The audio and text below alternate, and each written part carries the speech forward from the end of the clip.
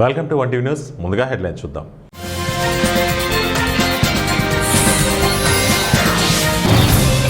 గ్రామాల్లో super sanitation, ఉప ముఖ్యమంత్రి పవన్ కళ్యాణ్ ఆదేశాలు.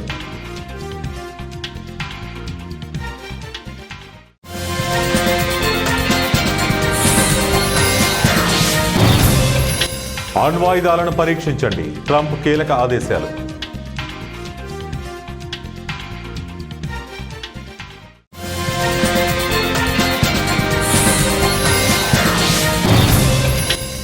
మహారాష్ట్రలో రైతన్నల గర్జన, బీజేపీ సర్కారుకు వ్యతిరేకంగా కదం తొక్కిన అన్నదాతలు.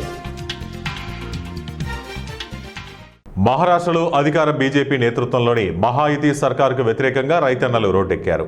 ఎన్నికల సమయంలో హామీ ఇచ్చిన విధంగా తక్షణమే పూర్తి రైతు రుణమాఫీ అమలు చేయాలని జనశక్తి పార్టీ నాయకుడు బచ్చు కడు సారథ్యంలో మహారాష్ట్రలోని నాగపూర్లో రైతులు బుధవారం తమ ఆందోళన ఉధృతం చేశారు.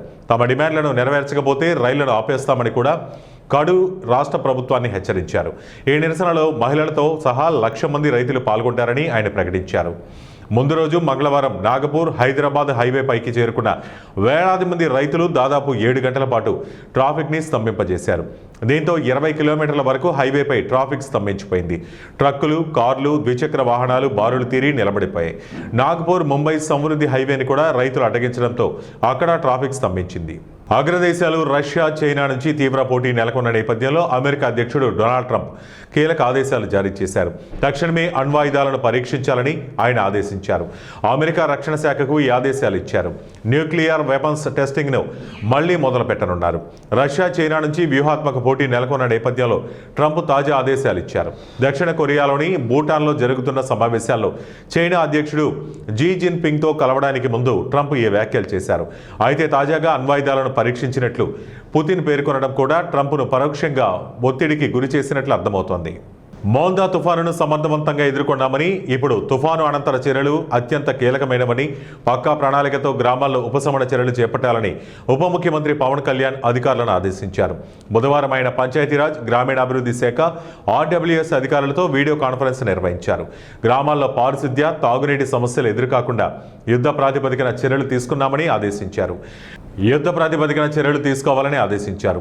తీవ్రంగా దెబ్బతిన్న గ్రామాల్లో సూపర్ క్లోరినేషన్, సూపర్ శానిటేషన్ చేపట్టాలి. దెబ్బతిన్న రహదారులకు ప్రాధాన్యత ప్రకారం పునరుద్ధరించాలి. నీటి సరఫరాకు ఏమైనా ఇబ్బందులు ఉంటే ప్రత్యామ్నాయం చూడాలి. గ్రామాల్లో మొబైల్ శానిటేషన్ బృందాలను సిద్ధం చేయండి. 21,055 మంది పారిశుద్ధ్య సిబ్బందిని బృందాలుగా ఏర్పాటు చేసి రంగంలోకి దింపండి. నీరు కలుషితం కాకుండా, వ్యాధులు ప్రబలకుండా జాగ్రత్తలు తీసుకోవాలి. మళ్లీ సాధారణ పరిస్థితి వచ్చే వరకు గ్రామాల్లో నిరంతర పారిశుద్ధ్యం మెరుగుదలకు చర్యలు తీసుకోవాలి. జిల్లా పరిషత్ సీఈఓలు, జిల్లా పరిషత్ చైర్మన్లు, ఇతర ప్రజాప్రతినిధులు, అధికారులు అందుబాటులో ఉండి పరిస్థితిని చక్కదిద్దాలి. అధికారులు ప్రతి జిల్లాలో కంట్రోల్ రూమ్ ఏర్పాటు చేసుకుని పనులను సమన్వయం చేసుకోవాలని పవన్ కళ్యాణ్ పేర్కొన్నారు. పెండింగ్ లో ఉన్న ఆరోగ్యశ్రీ బకాయిలను వెంటనే చెల్లించాలని సిపిఎం కర్నూలు జిల్లా కార్యదర్శి గౌస్ దేశాయ్ ప్రభుత్వాన్ని డిమాండ్ చేశారు. పెండింగ్లో ఉన్న వెంటనే విడుదల చేయాలని కోరుతూ గురువారం సిపిఎం ఆధ్వర్యంలో కర్నూలు జిల్లా కలెక్టరేట్ ఎదుట ధర్నా చేశారు. ఈ సందర్భంగా ఆయన మాట్లాడుతూ 2,700 కోట్ల రూపాయలు బకాయిలు ఉండటం వల్ల ప్రైవేట్ ఆసుపత్రులు ఆరోగ్యశ్రీ వైద్య సేవలు నిలిపివేశాయన్నారు. దీంతో పేద ప్రజలు ఆరోగ్య సమస్యలతో తీవ్ర ఇబ్బందులకు గురవుతున్నారు. ప్రభుత్వం వెంటనే స్పందించి బకాయిలు విడుదల చేసి పేద ప్రజల ఆరోగ్యాన్ని కాపాడాలని ఆయన కోరారు. తెలుగుదేశం కూటమి ప్రభుత్వం వచ్చిన తర్వాత ఇప్పటి వరకు ఎన్టీఆర్ వైద్య సేవల కోసం నిధులు ఏదైతే మంజూరు చేయాలో అవి మంజూరు చేయకపోవడంతో చాలా ప్రైవేట్ హాస్పిటల్లో ఈరోజు ఆరోగ్యశ్రీ కింద వైద్య సేవలు ఆగిపోయినటువంటి పరిస్థితి ఉంది. ఇప్పటికీ రాష్ట్ర వ్యాప్తంగా 2,700 కోట్ల రూపాయలు ఆరోగ్యశ్రీ నిధులు బకాయిలు ఉన్నాయి. ఏ ప్రైవేట్ హాస్పిటల్కి వెళ్ళినా సామాన్య మధ్యతరగతి ప్రజలు గతంలో ఆరోగ్యశ్రీ నిధులు ఉన్నాయి కాబట్టి ధైర్యంతో ఆరకంగా పోయే పరిస్థితి ఉండేది. ఈ ప్రభుత్వం వచ్చిన తర్వాత నిధులు విడుదల కాకపోవడంతో ప్రైవేట్ హాస్పిటల్ నుండి యాజమాన్యం ఆరోగ్యశ్రీ కింద ఆ రకంగా వైద్య సేవలు చేయడంలో వెనక అడుగు వేస్తా ఉన్నారు. రాష్ట్ర ప్రభుత్వం దానిపైన ఎటువంటి చర్యలు తీసుకోవట్లేదని చెప్పేసి చాలా స్పష్టంగా అర్థమవుతుంది. మేము సిపిఎం పార్టీగా డిమాండ్ చేస్తా ఉన్నాం. విద్యా వైద్యం ప్రజలకు ప్రాథమిక హక్కు. మరి ప్రాథమిక హక్కుగా ఉన్నటువంటి వైద్య సేవల్ని ఎందుకు విడుదల చేయట్లేదు? ప్రజలకు సమాధానం చెప్పాలని చెప్పి సిపిఎం పార్టీగా మేము కోరుతా ఉన్నాం. ఏం కోరుతా ఉన్నారు వాళ్ళు? అయ్యా మేము డబ్బులు ఖర్చు పెట్టాం, 2700 కోట్ల రూపాయలు ఈరోజు రాష్ట్ర ప్రభుత్వం బకాయి ఉంది అనే యాజమాన్యం అడిగితే ముష్టిగా 200 కోట్ల రూపాయలు నేను ఇస్తాను అని చెప్పి సారక చెప్పడం అంటేనే ఆరోగ్యశ్రీ వైద్య సేవలు మీరు చేయకండి అని ప్రైవేట్ యాజమాన్యానికి చెప్పడం తప్ప వేరే లేదు అనేది చాలా స్పష్టంగా అర్థమవుతుంది. అందుకోసం సిపిఐ పార్టీగా మేము డిమాండ్ చేస్తా ఉన్నాం. రాష్ట్ర ప్రభుత్వం తక్షణమే 2700 కోట్ల రూపాయలు ఏదైతే ఆరోగ్యశ్రీ నిధులు బకాయిలు ఉన్నాయో ఆ బకాయిలను తక్షణమే విడుదల చేయాలని చెప్పేసి సిపిఐ పార్టీగా మేము డిమాండ్ చేస్తా ఉన్నాం. ఆ రకంగా విడుదల చేస్తేనే ఈ రాష్ట్ర ప్రజల పట్ల, ఈ రాష్ట్ర ప్రజల్లో వైద్య సేవల పట్ల ఈ రాష్ట్ర ప్రభుత్వానికి చిత్తశుద్ధి ఉందని స్పష్టమవుతుంది. ఆ రకంగా విడుదల చేయకుండా కొర్రులు పెట్టి 200 కోట్లు ఇస్తాను లేదు 300 కోట్లు ఇస్తానంటే ఆ రకం వైద్య సేవలను ఆపడం తప్ప వేరే మార్గం లేదు. అన్నమయ్య జిల్లా తంబాలపల్లి పోలీసులు గంజాయి విక్రయిస్తున్న ముగ్గురిని అరెస్టు చేసి వారి నుంచి 2 కేజీల గంజాయి, 3 సెల్ ఫోన్లు, ద్విచక్ర వాహనాలు స్వాధీనం చేసుకున్నారు. అన్నమయ్య జిల్లా మొలకల చెరువు సర్కిల్ పరిధిలో దాడులు చేసి గంజాయి విక్రయిస్తున్న ముగ్గురిని అరెస్టు చేసినట్లు సిఐ వెంకటేశ్వర్లు తెలిపారు. ముగ్గురిని రిమాండ్కు తరలించినట్లు సిఐ వెల్లడించారు. ఈ దాడిలో ఎస్ఐలు హరిహర ప్రసాద్, నరసింహుడు సిబ్బంది పాల్గొన్నారు. जोरदार तालियों के साथ हम सम्मानित करते हैं अटल भारत गौरव सम्मान पुरस्कार 2025 doctor Mehboob Ali Sheikh in the category of excellence in social work. Ladies and gentlemen, Khammam నియోజకవర్గంలోని 47, 48 డివిజన్ పరిధిలోని ముంపు పరివాహక ప్రాంతాల్లో డాక్టర్ తుమ్మల యుగంధర్ పర్యటించారు. ప్రభుత్వం ఆధ్వర్యంలో ఏర్పాటు చేసిన పునరావాస కేంద్రాలను సందర్శించి బాధితులకు అందుతున్న సౌకర్యాల గురించి అడిగి తెలుసుకున్నారు. ఏ అవసరం వచ్చినా తనకు ఫోన్ చేయాలని సూచించారు. పర్యటనలో ఆయనతో పాటు ముఖ్య నాయకులు ఉన్నారు.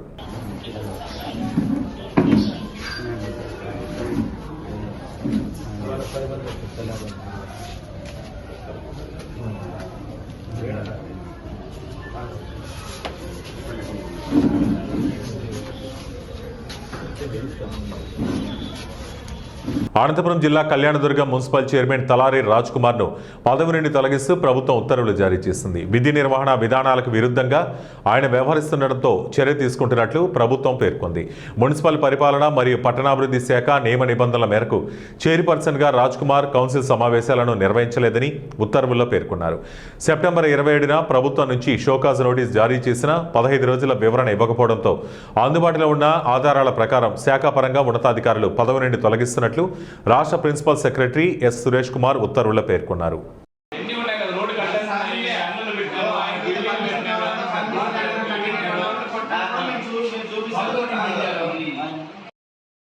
ప్రకాశం జిల్లా ఖమ్మం మండలంలోని భాగ్యనగర్ గౌతమి స్కూల్ ఎదురుగా ప్రధాన పంట కాలువలో చెత్తా చెదారంతో దుర్వాసన వెదజల్లుతుంది. గత 5 రోజుల నుంచి కురుస్తున్న భారీ వర్షాలకు ఖమ్మం చెరువు నుండి అలుగు పారుతుండటంతో ముఖ్యంగా ప్రధాన పంట కాలువకు విపరీతంగా నీళ్లు చేరడంతో పూడిక పేరుకుపోయి వర్షపు నీళ్లు ఇళ్లలోకి, రోడ్లపైకి చేరుతుంది. దీంతో పాములు, దోమలు కుప్పలు తెప్పలుగా పెరిగి ఇళ్లలోకి వస్తుండటంతో ప్రజలు భయాందోళన చెందుతున్నారు. అంతేకాక ప్రజలు అనారోగ్యానికి గురవుతున్నారు. పట్టణంలో ఇప్పటికే టైఫాయిడ్, మలేరియా తదితర విషవ్యాధులతో బాధపడుతున్నారు. ఇరిగేషన్ అధికారులు, పంచాయతీ అధికారులకు విన్నవించుకుంటున్న అధికారులు పట్టించుకోవడం లేదని ప్రజలు అంటున్నారు. ఇప్పటికైనా సంబంధిత అధికారులు స్పందించి పూడికలు తీయించాలని స్థానిక ప్రజలు కోరుకుంటున్నారు.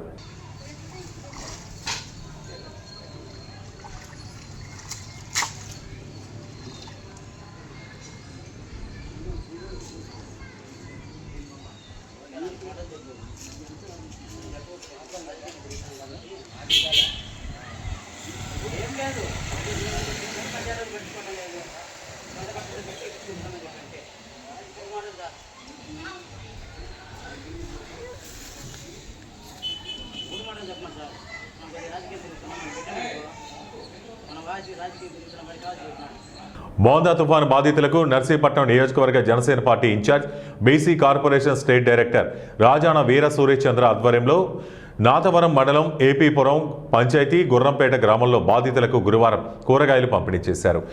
ఈ సందర్భంగా సూర్యచంద్ర మాట్లాడుతూ ఉప ముఖ్యమంత్రి జనసేన పార్టీ అధ్యక్షులు కొణిదెల పవన్ కళ్యాణ్ ఆదేశాల మేరకు ఈ కార్యక్రమం చేపట్టామన్నారు.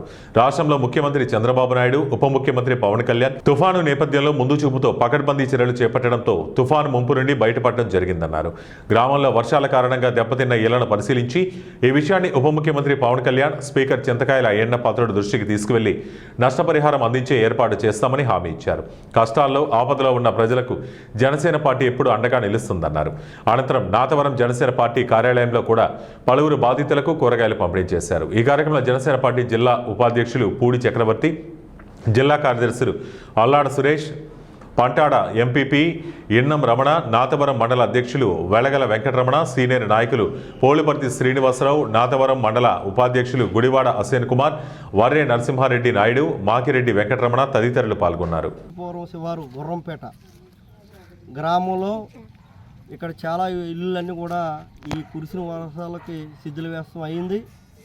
దీన్ని దృష్టిలో పెట్టుకొని ఎవరైతే ఇక్కడ ఉన్న గ్రామస్తులు ఇబ్బంది పడుతున్నారో నాతవరం తహసీల్దార్ వారికి తెలియజేసినట్లయితే ఇక్కడ గౌరవ స్పీకర్ అయ్యన్న పాత్రుడు గారితో అలాగే పవన్ కళ్యాణ్ గారి దృష్టికి తీసుకెళ్ళి మీ అందరికీ కూడా పక్కా గృహాలు ముజరే విధంగా జనసేన పార్టీ తీసుకుంటుందని చెప్పి సందర్భంలో కూడా తెలియజేస్తూ ఈరోజు ఈ గ్రామానికి జనసేన పార్టీ బృందం అంతా కలిసి వచ్చి ఈ గ్రామంలో పడుతున్న ఈ 3 రోజుల బట్టి నుంచి వర్షాలకి ఇబ్బంది పడడం చూసి మేమందరం కూడా జనసేన నాయకుల ఆధ్వర్యంలో ఈరోజు ఈ యొక్క గ్రామాన్ని సందర్శించి ఆ గ్రామానికి నిత్యావసర సరుకులు కూడా పంపిణీ చేసి మేమంటూ ఉన్నాం, ఎక్కడైతే ఇబ్బంది ఉందో అక్కడ జనసేన పార్టీ ఉంటుందన్న ఉద్దేశంతో మా నాయకుడు పవన్ కళ్యాణ్ గారి ఆదేశాల మేరకు ఈరోజు ఈ గ్రామంలో సందర్శించి ఆ యొక్క ప్రతి ఇంటికి వెళ్ళి కూడా నిత్యావసర సరుకులు మా నాయకుల ఆధ్వర్యం అందరిలో కూడా కలిసిమెలిసి వెళ్ళి ఈరోజు ఆ కుటుంబాలకి ఈ ముంతా తుఫాను కారణంగా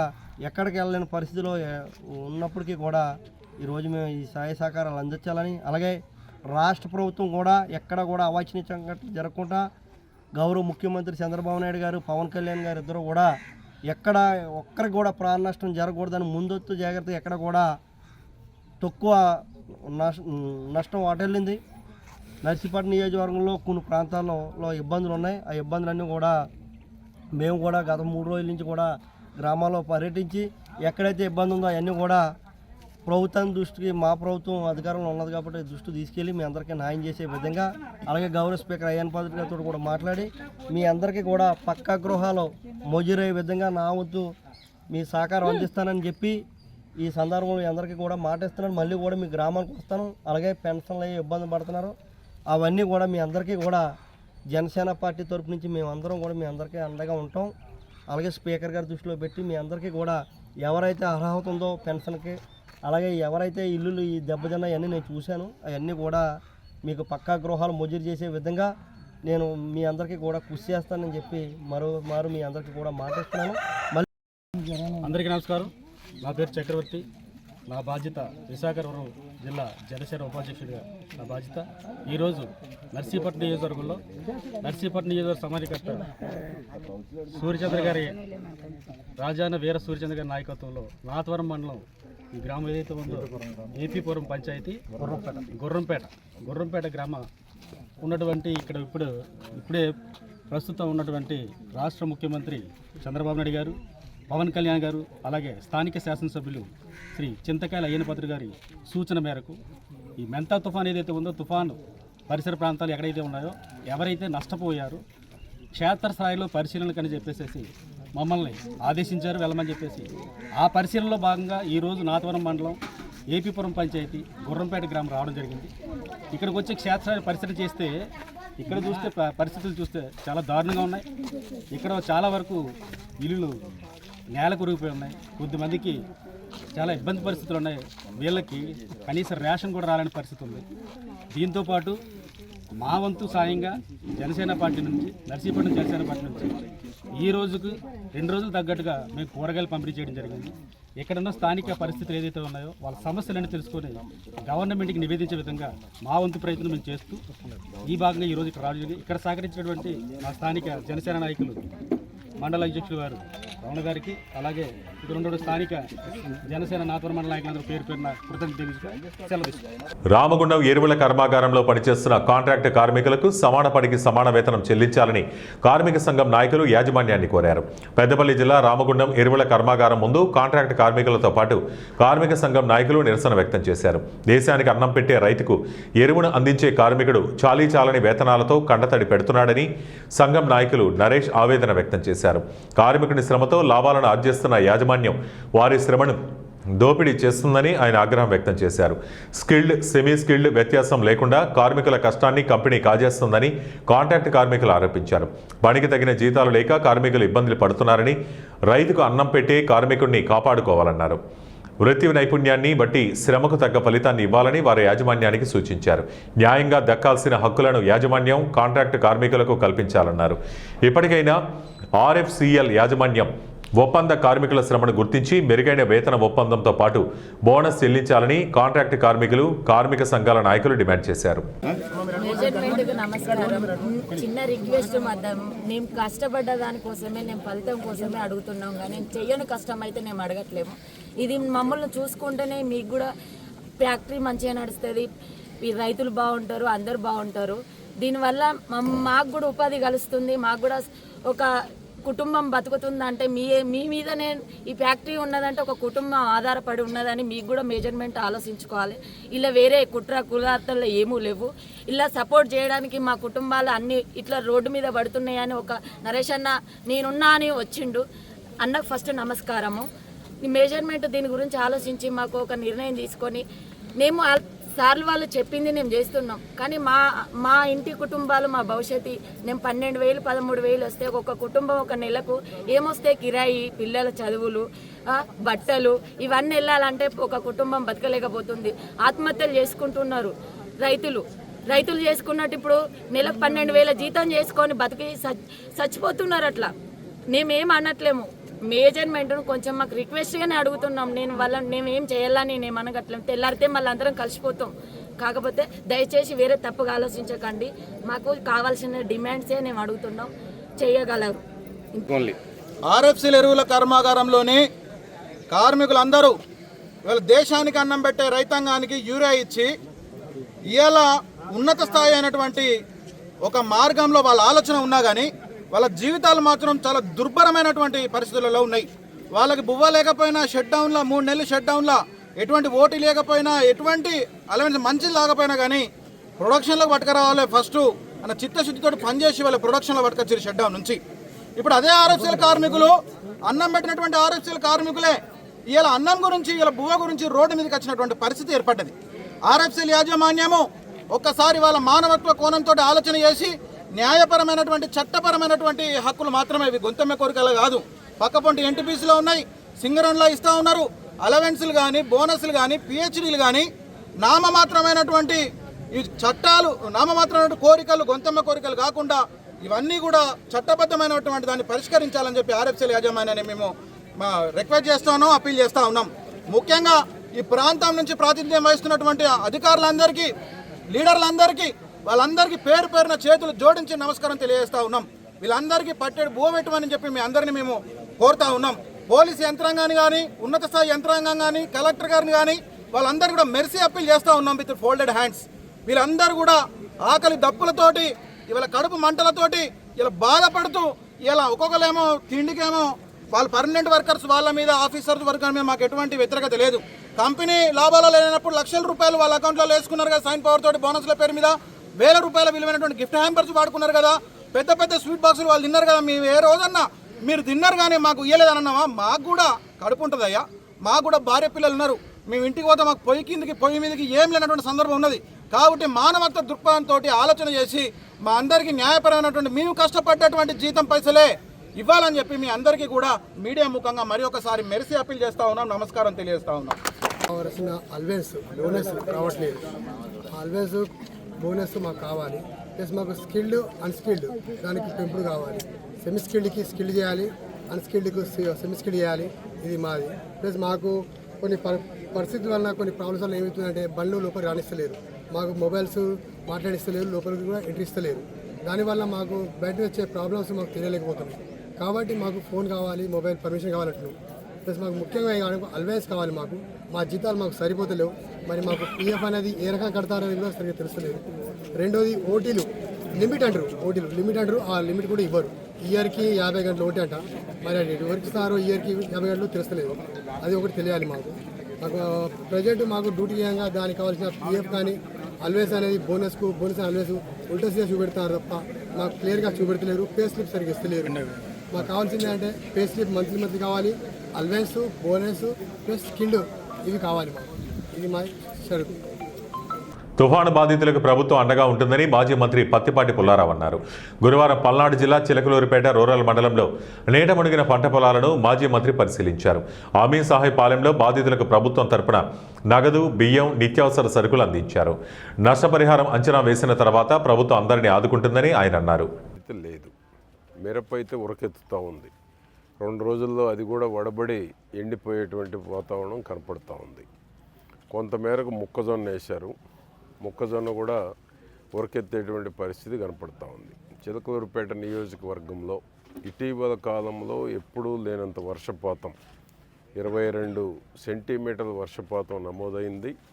దీనివల్ల పెద్ద ఎత్తున రైతులు నష్టపోవడంతో పాటు పట్టణాల మీద కూడా చిలకలూరుపేట పట్టణం మీదకి నీరు, పొలాల్లో నీరు గత ప్రభుత్వంలో ఏదైతే కుప్పగంజి, నక్కవాగు, ఓగేరు పూడికి తీతకు గురైనాయి. గత ప్రభుత్వం నిర్లక్ష్యం చేసింది. ఎక్కడ పూడికి తీత తీయకపోవడం వలన వాగుల్లో వచ్చేటువంటి నీరు మొత్తం పొలాల మీద నుంచి చిలకలూరుపేట టౌన్ మీదకి రావటం, దానివల్ల నిన్న పెద్ద ఎత్తున టౌన్లో ఇండ్లలో ఉండేటువంటి వాళ్ళందరికీ ఇండ్లలోకి నీరు రావడం జరిగింది. వాగుల్లో పారాల్సినటువంటి నీరు పొలాల మీదకి వచ్చి పొలాలు కూడా ఉరకలెత్తేటువంటి పరిస్థితి వచ్చింది.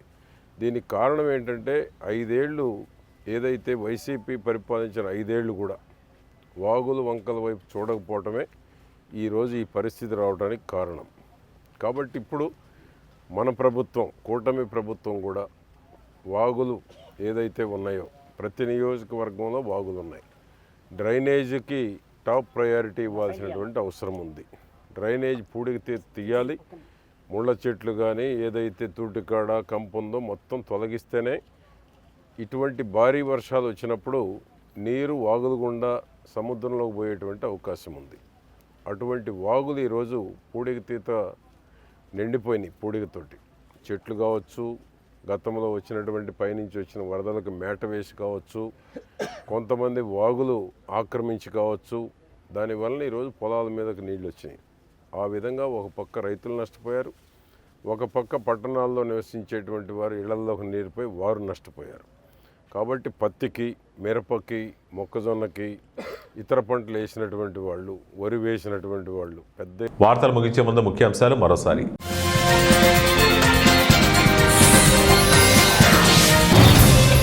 గ్రామాల్లో సూపర్ శానిటేషన్, ఉప ముఖ్యమంత్రి పవన్ కళ్యాణ్ ఆదేశాలు.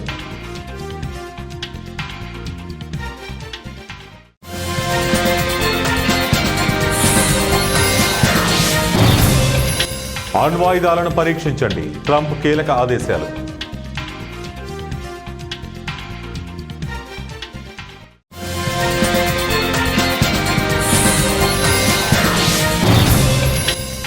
మహారాష్ట్రలో రైతన్నల గర్జన, బీజేపీ సర్కారుకు వ్యతిరేకంగా కదం తొక్కిన అన్నదాతలు.